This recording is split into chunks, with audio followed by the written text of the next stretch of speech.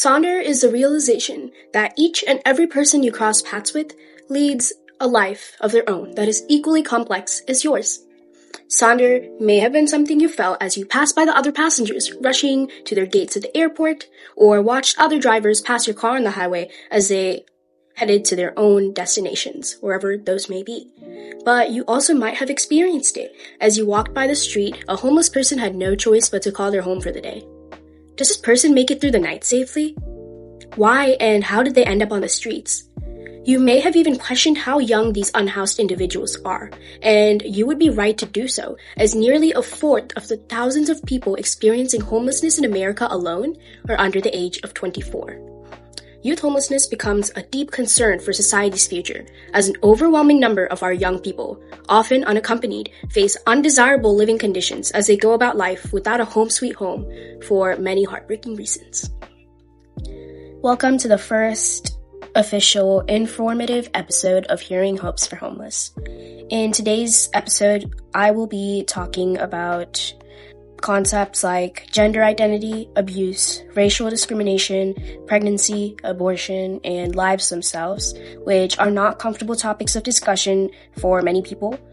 And I also want to say no comments made about any of the matters I mentioned previously were intended to offend any person, and utmost empathy was kept at heart while I wrote this article and while I will talk about this article. So, to kick things off, I would like to start with some general statistics.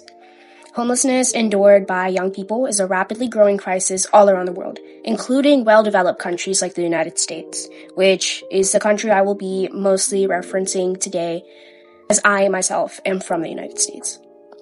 According to the National Conference of State Legislatures Youth Homelessness Overview, approximately 4.2 million people between 13 and 25 years of age experience some level of homelessness each year in the United States.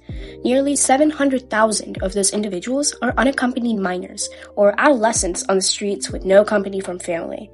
The escalation of young homeless populations in recent years can first be seen in a report made by the Schoolhouse Connection, which states that there were 1.2 million homeless public school students in the 2021 and 2022 school year, a 10% increase from the 2020-2021 school year. Following that, the U.S. Department of Housing and Urban Development, also known as HUD, collected data of a 10% increase in unaccompanied homeless youth in 2023, and another 15% increase in 2024. HUD's study also documented a 16% increase in homelessness faced by families with children during 2023. And in 2024, homelessness faced by those family units unfortunately rose by a whopping 39.4%. And before all of this increasing, we were already talking about thousands of people, thousands of families, and it only continues to rise by thousands every year. Although those counts and rates were already exceedingly high, they still do no justice for most youth homelessness occurrences, as couch surfing and such go unreported in these studies. In fact, it is estimated that nearly 75% of youth homelessness activity is hidden, as countless young people switch between temporary housing from friends or motels, which is what they would do when couch surfing, while a majority of official reports only document numbers on the streets and in shelters. So, the normalization of youth groups being left unhoused is induced by a web of personal and socioeconomic factors, leaving people of certain demographics or qualities with a higher risk of living unsheltered than their peers. A significant number of these vulnerable groups are those who come from homes with forms of abuse, neglect, and rejection. The National Network for Youth finds that 90% of homeless youth seeking help from shelters describe some type of instability in their families. In the household, this can look like continuous quarreling, child or domestic abuse, and a use of substances by family members.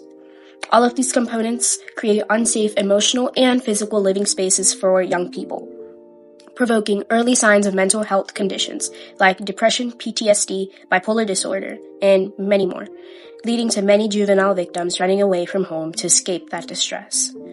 Adolescents who are part of the LGBTQ+ community also face a relatively high risk of homelessness due to family conflict. Research from the Chapin Hall of the University of Chicago indicates that LGBTQ plus youth are 1.2 times more prone to homelessness than heterosexual and cisgender youth, as families that are unapproving of a child's gender identity or sexual orientation reject the child until they choose to leave on their own or kick the child out of their home by force, also known as disowning children. Those who go through teen pregnancy and parenthood at a young age are also likely to find themselves without stable homes. As rates of sexual assault have been quite high around the world, and abortion has become something out of the question in America, young people are more likely to become parents at a younger age. As many families are not supportive of teen pregnancy for moral, religious, financial, or other reasons, many cases of teen pregnancy end with young soon-to-be parents, especially mothers, being left no choice but to leave their families and homes. Securing a place to call their own does not come easy for these young parents, especially single mothers, as the costs of home ownership have been heavily inflated in recent years, which also aligns with the fact that youth homelessness has been increasing in recent years. Along with the expenses that would come with housing a family, goods and services needed for childcare do not come cheap, especially when countries are making efforts to keep their birth rates in check by bumping the costs of things needed for childcare up. Healthcare, hygiene products, education, and insurance cost an absolute ton of money. Finding employment that pays enough for money to afford those and to afford comfort for a family isn't over one's head, as being responsible for an infant or a little kid often disrupts a young person's ability to complete their own levels of education that are needed to obtain high salary jobs. While putting their infant up for adoption or into the foster care system may seem like a simple solution for a young parent to avoid homelessness, that proposal is just an oversimplification of a much longer story.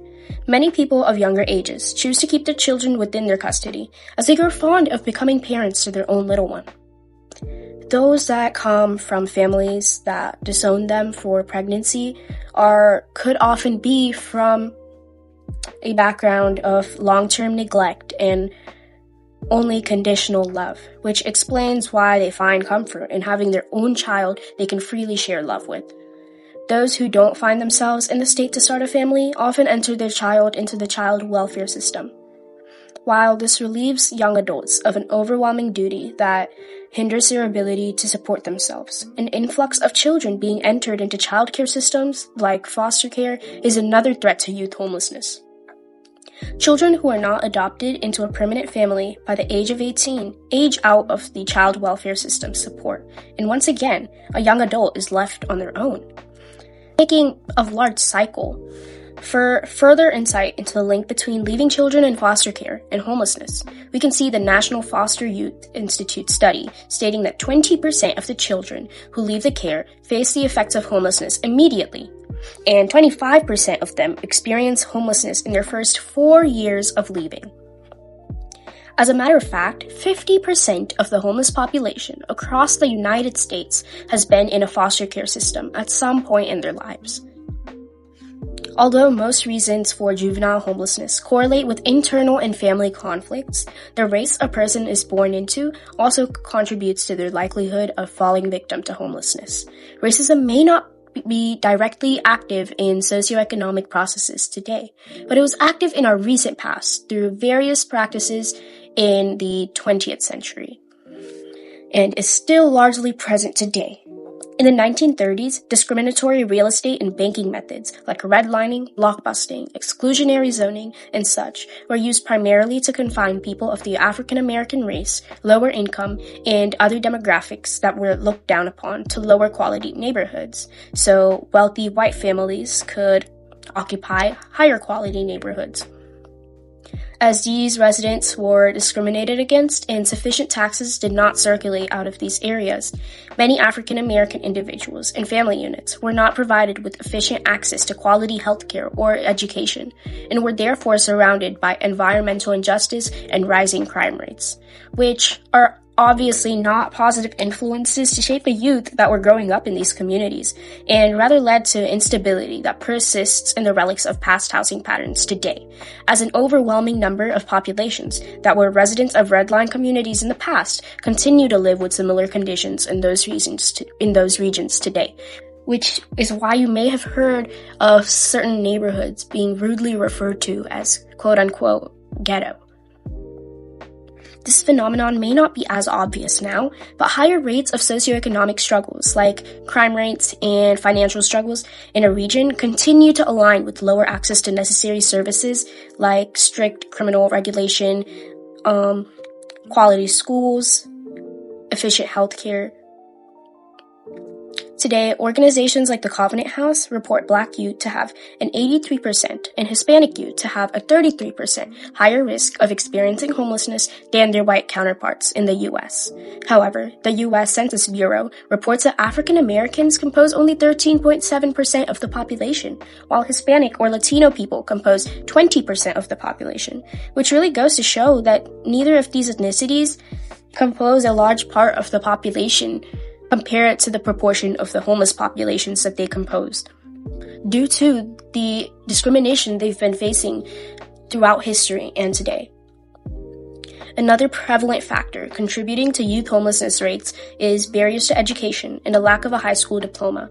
High school is a difficult time of adolescence for most. Me and my team can confirm.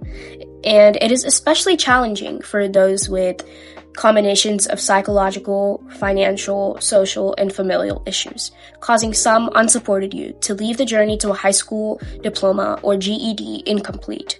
Quitting school correlates quite directly with youth homelessness, as many forms of employment with the potential to fund a life require a minimum of a high school diploma, making finding employment and being responsible for a home all the more difficult for young people. In fact, the Schoolhouse Connection finds those without high school credentials to be 4.5 times more likely to experience homelessness than those with them. Although dropping out of school can multiply the effects of homelessness, and being homeless initially is a factor that often pushes students to stop schooling in the first place, with the Homeless Youth Connection showing that 87% of unsheltered adolescents do not earn their diplomas, indicating a frequently occurring bi-directional cycle where homeless youth don't complete high school, which only worsens their situation. So, while there are countless elements contributing to homelessness among young people, that means there are countless actions you can take to better situations, locally or nationally. It's up to you. As stated previously, many cases of homeless adolescents originate from household conditions. Whether you are a student concerned for a friend, a school-affiliated adult like a counselor or teacher, or just any volunteer concerned for a student, or someone concerned for a young family member, you can make a change for that person by being a consistent source of support for them. A friend, a family member. That is all you have to be. Sharing a lunch or a snack, offering a place to spend the night, or initiating sleepovers when they're having trouble with their family, or getting them a thoughtful and helpful birthday present, or just simply accepting their true identity, whether it involves LGBTQ+, or a race other than your own. That can be enough help to get them through a difficult family situation through their high school years. To preserve perseverance in those having trouble with high school, you can help them stay afloat by initiating tutoring or study sessions and helping them request teachers and counselors for support. Maybe if you're really good at making study Quizlets for tests, you can share those with classmates that have trouble keeping up with their grades. Supporting those through high school, helping them get through the journey, is enough to turn the outcome of their life around. If you have the will to serve at a larger scale, advocating for informational sessions about emotional support, sex education, and the importance of education itself at your school is something to work towards. Hosting donation drives at school or in your community to collect essentials, or collecting your own hand-me-downs and unused products to donate to family homeless shelters and foster care centers is also a simple yet very appreciated act of kindness you can take part in. You can also assist in motivating floundering students by promoting support for academic achievements in the community, as many schools show greater support for athletes than students. I know my school does. You don't have to throw people a party for passing their test, but you can compliment them on their writing style or just their participation in class, their contribution to a group project, anything. So, moral of the story, simple gestures done by individual people have the potential to change someone's world, and eventually everyone's world. It is important to recognize that any numbers that can possibly represent homelessness in the lives of youth are only statistics, the tip of the iceberg. Each life that went through poverty, insecurity, loss, and many more tragic experiences to compose those numbers when grouped with other lives is done no justice by being reduced to data points, numbers that are often higher than the ages of these people themselves. So please stay empathetic when addressing homelessness matters. Many people advocate for individual lives connected to policies like abortion, but lose sight of that advocacy when lives are associated with homelessness, failing to see that homelessness is far from mere unemployment and irresponsibility. A person's proneness to homelessness originates from a history they were born into, which is not up to choice. However, something that is up to choice is the role you want to play in their lives. You can be the root of the problem, the bystander, or the solution to the problem. Whatever you choose to do, the very young lives that shape our world's future, your future, are at stake. Thank you so much for listening to this episode of Hearing HFH. In our next episode, we hope to talk about how homelessness looks all around the world. So if you have any experiences, any thoughts, any advice to share with us, please reach out to us in the comments or our email. Thank you so much for tuning in.